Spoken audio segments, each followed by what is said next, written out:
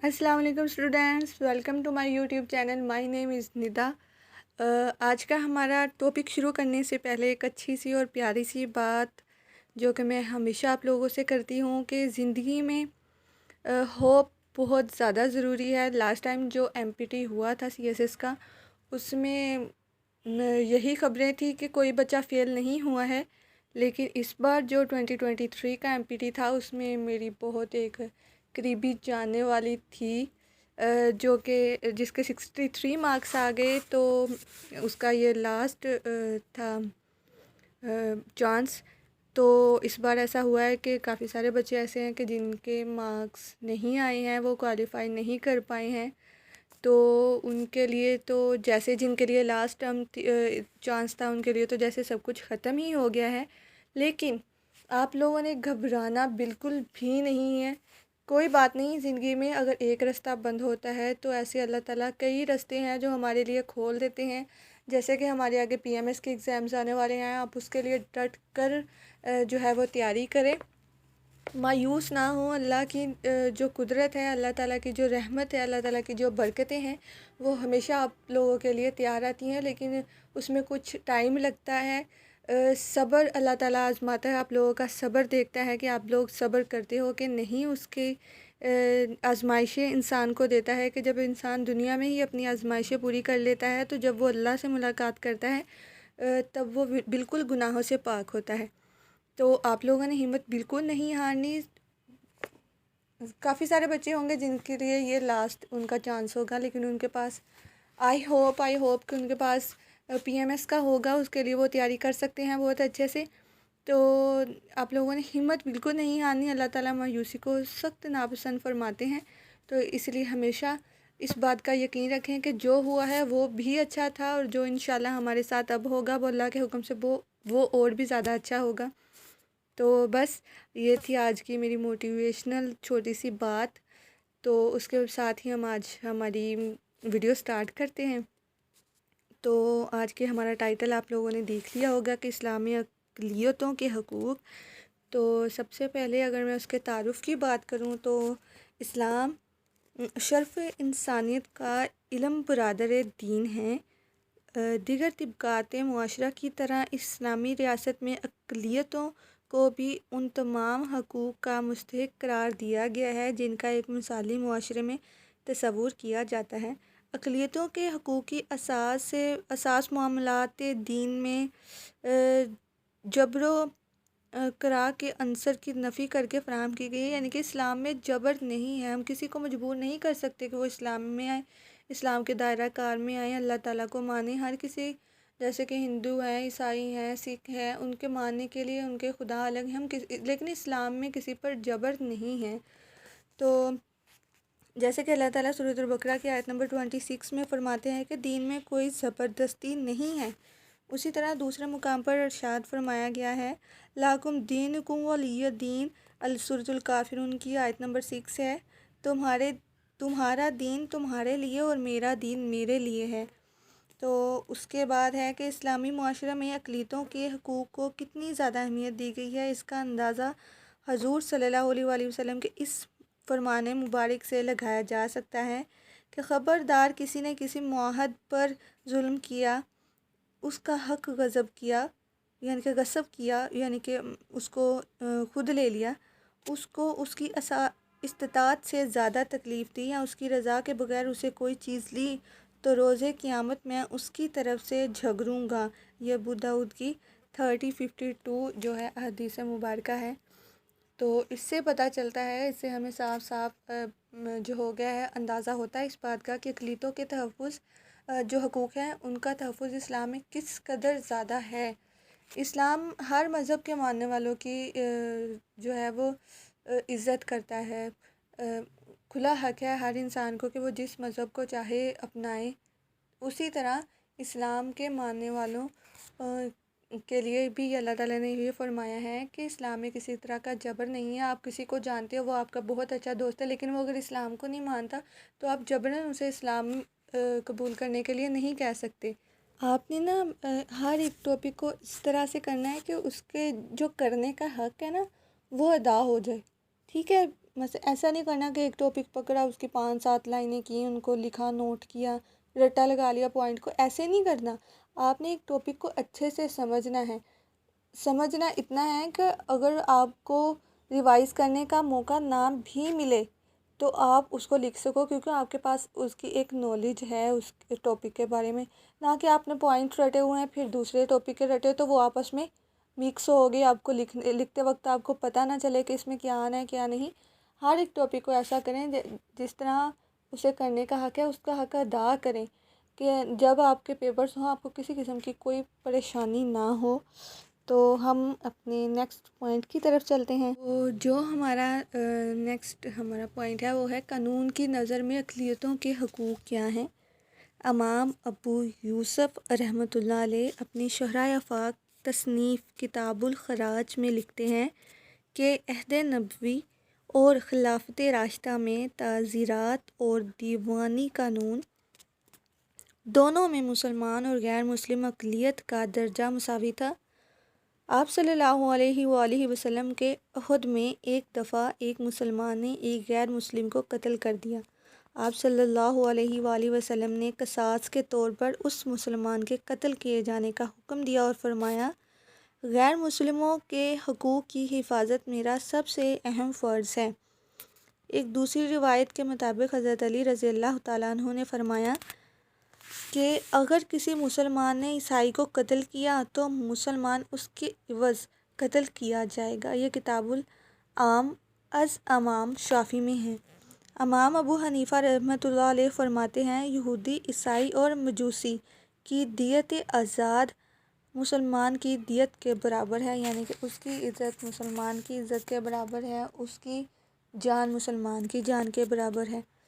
اس کے علاوہ ایک دفعہ حضرت عمرو بن العاص رضی اللہ تعالیٰ عنہ والی مصر کے بیٹے نے ایک غیر مسلم کو ناحق سزا دی. خلیفہ وقت امیر المومنین حضرت عمر رضی اللہ تعالیٰ عنہ کے پاس جب یہ شکایت گئی تو انہوں نے سرعام گورنر مصر کے بیٹے کو اس غیر مسلم مصری سے سزا دلوائی اور ساتھ ہی فرمایا تم نے کب سے لوگوں کو اپنا غلام سمجھ لیا ہے، حالانکہ ان کی ماؤں نے ان لوگوں کو آزاد جنا تھا.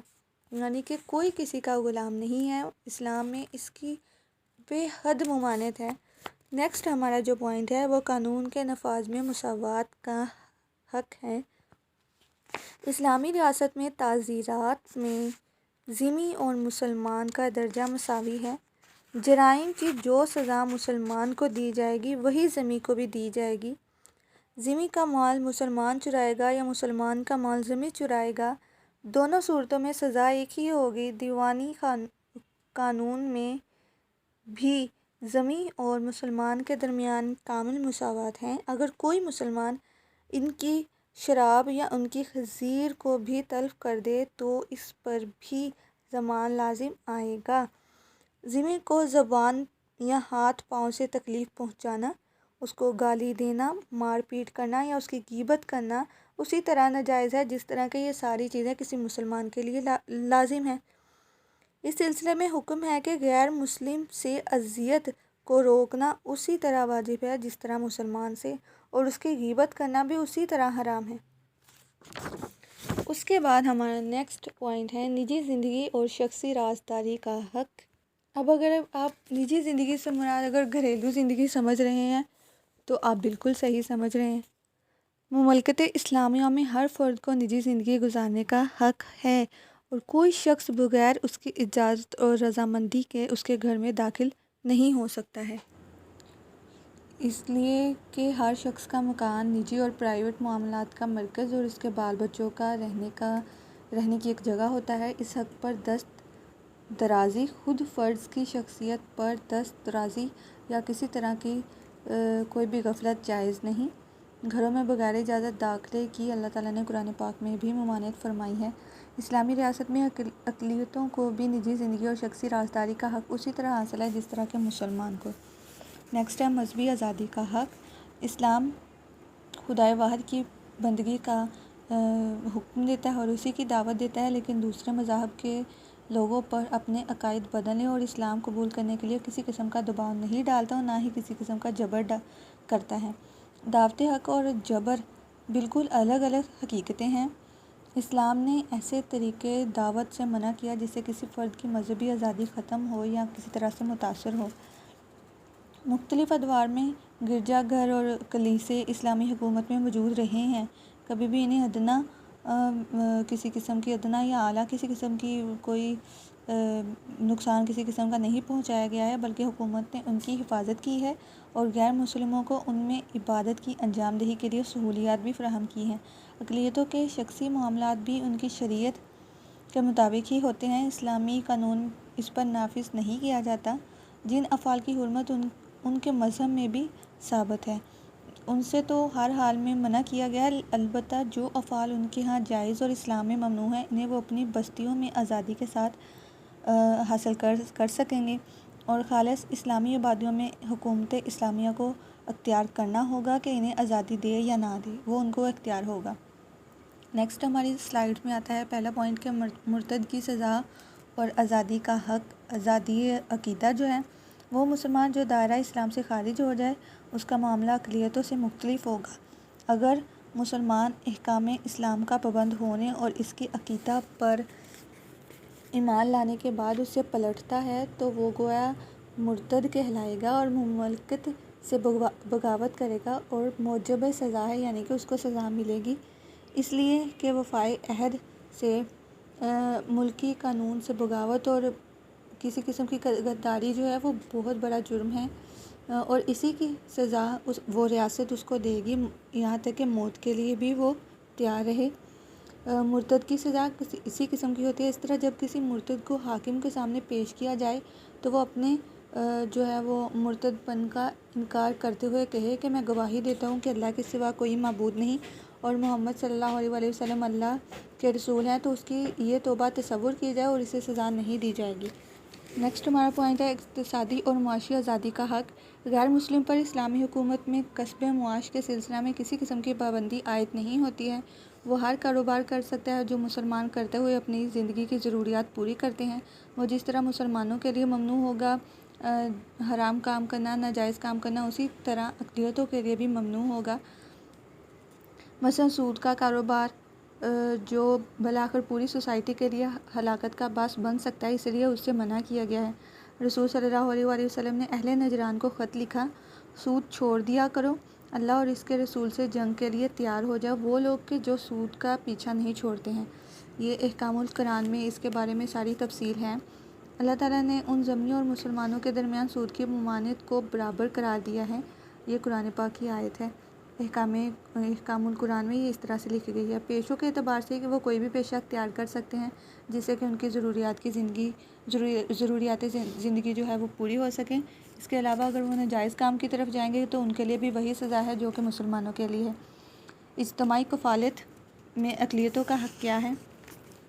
جس طرح اسلامی بیت المال کسی مسلمان کے معذور ہو جانے یا عمر رسیدگی اور غربت کے محتاج ہونے پر کفالت کی ذمہ داری لیتا ہے، اسی طرح اسلامی بیت المال پر ایک غیر مسلم کے معذور ہونے یا عاجز ہونے کی صورت میں اس کی کفالت لازمی ہے۔ کتاب الاموال میں ابو عبید نے حضرت سعید بن المسیب رضی اللہ تعالیٰ عنہ سے ایک روایت نقل کی ہے کہ رسول اللہ صلی اللہ علیہ وسلم نے یہودیوں کے ایک گھرانہ کو صدقہ دیا اور وہ انہیں دیا جاتا رہا، پھر اس کے بعد بھی وہ جاری رہا، یعنی کہ اس طرح سے ان کی کفالت سب کے لیے لازم ہو گئی۔ اس کے بعد ہمارا نیکسٹ پوائنٹ ہے روزگار کی آزادی کا حق۔ اسلام میں ہر جائز ذریعہ روزگار کو مستحق قرار دیا گیا ہے، یعنی کہ وہ ٹھیک ہے، اسلام میں درست ہے۔ حدیث مبارکہ ہے، کوئی بھی اپنے ہاتھ کی کمائی سے بہتر اور کوئی کھانا نہیں کھا سکتا، اور اللہ کے نبی داؤد علیہ السلام اپنے ہاتھ کی کمائی کھاتے تھے۔ یہ بخاری کی حدیث نمبر 1969 ہے، یعنی کہ محنت کرنے والے کو اللہ تعالیٰ اور اس کے رسول بہت پسند کرتے ہیں۔ اسلامی مملکت میں اقلیتوں سمیت ہر فرد کو یہ حق حاصل ہے کہ تجارت، صنعت اور زراعت غرض یہ کہ جو کوئی بھی کام جو وہ کرنا چاہے بشرط ان چیزوں کے قریب نہ جائے جنہیں شریعت نے حرام قرار دے دیا ہے، جیسے کہ سود کے معاملات اور کسی کے ساتھ جھوٹ بول کر یا دغا بازی سے اپنی ہی تجارت کو بہتر کرنا اور دوسروں کو نقصان پہنچانا، یہ اسلامی شریعت میں ناجائز ہے۔ تحفظ اور سلامتی کا حق۔ اسلامی ریاست اقلیتوں کے تحفظ اور سلامتی کی ذمہ دار بھی ہے۔ اگر اسلامی ریاست کا کسی دوسری قوم سے معاہدہ ہو تو اس قوم کے تحفظ اور سلامتی کی ذمہ داری بھی اسلامی ریاست پر ہی ہوگی۔ اقلیتوں کی جان کی حرمت رسول اللہ صلی اللہ علیہ وآلہ وسلم کی اس حدیث مبارکہ سے واضح ہوتی ہے۔ یہودی، عیسائی اور ہر ذمی کی جو دیت مسلمان کی دیت کے برابر ہے۔ خلفائے راشدین رضی اللہ تعالیٰ عنہ کے دور میں اس اصول پر عمل کیا جاتا رہا اور ذمیوں کی دیت مسلمانوں کی دیت کے برابر ہی ادا کی جاتی رہی۔ نیکسٹ ہمارا سلائیڈ پہ پہلا پوائنٹ ہے جنگی قیدیوں کے حقوق۔ اسلام نے جنگی قیدیوں سے حسن سلوک کی تعلیم دی ہے۔ جنگ بدر کے ایک قیدی کا بیان ہے کہ اللہ تعالیٰ مسلمانوں پر رحم کرے، یہ اپنے اہل و عیال سے اچھا کھانا ہمیں کھلاتے تھے اور اپنے گھر کے لوگوں سے کہیں زیادہ ہماری آسائش کا خیال رکھتے تھے۔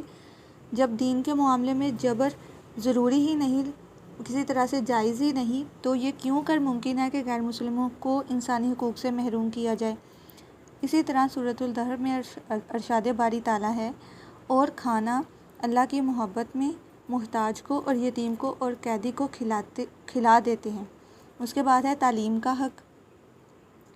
اسلام میں پہلی وحی کا آغاز ہی تعلیم اور تعلم کی اہمیت بیان کرتا ہے۔ جس طرح مسلمانوں کو تعلیم حاصل کرنے کی آزادی ہے، بالکل اسی طرح غیر مسلموں کو بھی، وہ پھر کسی بھی ملک میں رہیں، اگر وہ اسلامی ملک میں رہتے ہیں تو ان کو بھی یہ آزادی حاصل ہے۔ عسکری خدمات سے استثناء کا حق۔ اسلامی ریاست میں ذمی فوجی خدمات سے مستثنیٰ ہیں اور دشمن سے ملک کی حفاظت تنہا مسلمانوں کے فرائض میں شامل ہے۔ چونکہ ان سے جزیہ اسی حفاظت کے معاوضہ میں وصول کیا جاتا ہے، اس لیے اسلام نہ تو ان کو فوجی خدمات کی تکلیف دینا جائز سمجھتا ہے اور نہ ان کی حفاظت سے عاجز ہونے کی صورت میں جزیہ وصول کرنا، دونوں طرح سے اسلام جائز نہیں سمجھتا ہے۔ لاسٹ پہ ہم بات کریں گے حاصل کلام کی۔ اقلیتوں کے حقوق کے بارے میں سنت اور قرآن و سنت کی عطا کی گئی تعلیمات اور دور نبوت، دور خلافت راشدہ میں اقلیتوں کے حقوق کے احترام کی ان روشن مثالوں سے یہ حقیقت آشکار ہوتی ہے کہ اسلامی ریاست اقلیتوں کو وہ حقوق فراہم کرتی ہے کہ جن کا تصور بھی کسی اور معاشرے میں نہیں کیا جا سکتا۔ اس کے بعد ایک مشہور مفکرین نے اسلام میں اقلیتوں کے لحاظ سے کچھ لکھا ہے جو میں نے اس سلائیڈ میں آپ کے ساتھ شیئر کیا ہے۔ آپ چاہیں تو اسے لکھ لیں یا پھر اسے یاد کر لیں، ایز اٹ از آپ اسے پیپرز میں بھی لکھ سکتے ہیں۔ تو یہ تھی آج کی ہماری ویڈیو۔ مزید ویڈیوز کے لیے ہمارے ساتھ جڑے رہیں، ملتے ہیں اگلی ویڈیو میں۔ تب تک کے لیے اپنا بہت سا خیال رکھیں۔ خدا حافظ۔